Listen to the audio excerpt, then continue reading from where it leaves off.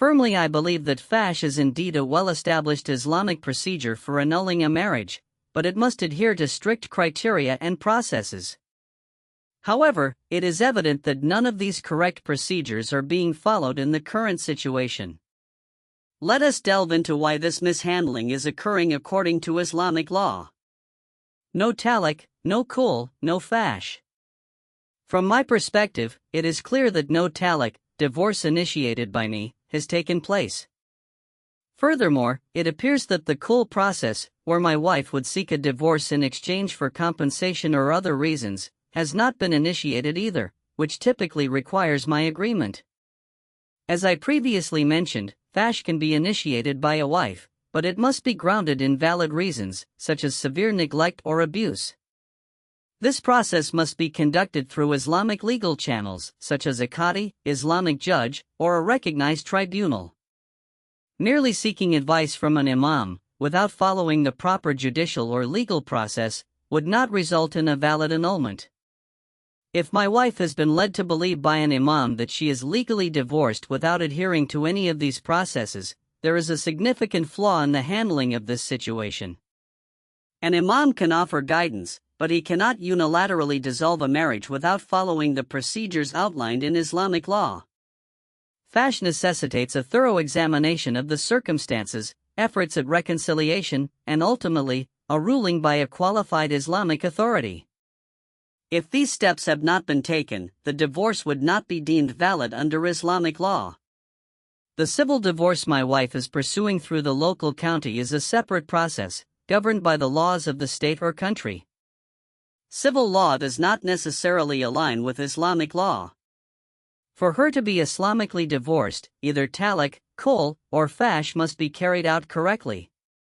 Hence, even if the civil courts grant a divorce, without an Islamic divorce, the marriage remains valid in the eyes of Islamic law. It is imperative to directly contact the imam and demand clarification regarding the advice he has provided. Inquire about the Islamic legal basis upon which he has declared her to be legally divorced. If the proper procedures have not been followed, this issue must be addressed immediately. I will not hesitate to seek guidance from a reputable Islamic scholar or tribunal in my vicinity for a second opinion on this matter. They can help determine whether the process was conducted legitimately or if it needs to be redone correctly. As the husband, I possess certain rights in the divorce proceedings, especially concerning talaq or consenting to a khul. It is crucial for me to document my position on the matter and ensure that any decisions made align with Islamic principles. This becomes even more critical if she proceeds with a civil divorce, as the two processes must not contradict each other. If she claims that a faskh annulment has been granted, I am entitled to know the grounds on which she is basing this annulment and whether the imam is qualified to issue such a ruling. According to Islamic law, no proper talaq, khul, or faskh process has been followed, making the assertion that she is legally divorced invalid from an Islamic standpoint. I have every right to seek clarification and, if necessary, take the appropriate measures to ensure that the correct procedures are adhered to. I must proceed by contacting the imam for clarification, seeking further scholarly advice, and guaranteeing that my rights are safeguarded both in accordance with Islamic law and the legal system. The time for action is now.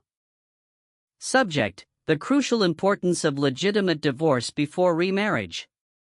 Dear community members, I am writing to shed light on a pressing issue that affects the very foundation of our marriages and community unity, the necessity of a legitimate divorce before entering into a remarriage. This issue is not just a matter of personal choice, it has far-reaching consequences that impact not only the individuals involved but also the entire Muslim Ummah. 1. Religious and legal ramifications. According to Islamic law, a marriage is only valid if it follows a legitimate divorce. Marrying without a proper khul divorce can lead to the invalidation of the second marriage, potentially resulting in accusations of adultery. The repercussions of such actions can be severe, including legal penalties and lashes as prescribed by Islamic law. These consequences can tarnish one's spiritual standing and community reputation. 2. Impact on the second husband. the second husband may enter into the marriage with the belief that it is legitimate. However, if the marriage is later deemed invalid, he may face social stigma and legal consequences, damaging his reputation within the community. This situation can sow seeds of distrust and strain relationships within our ummah.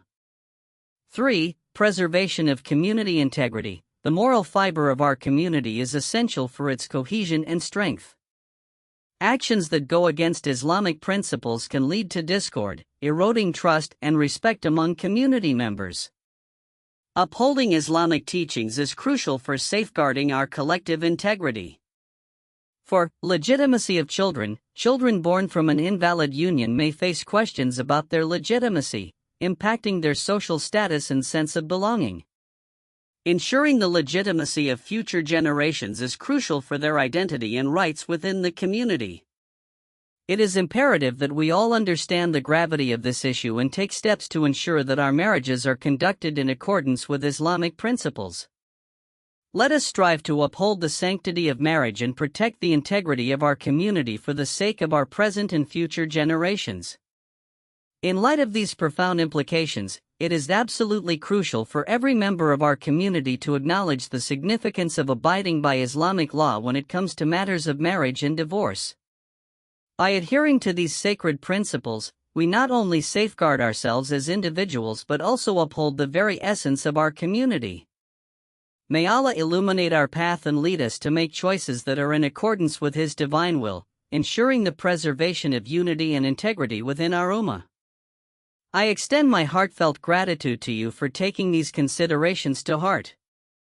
With deepest regards, Hamza.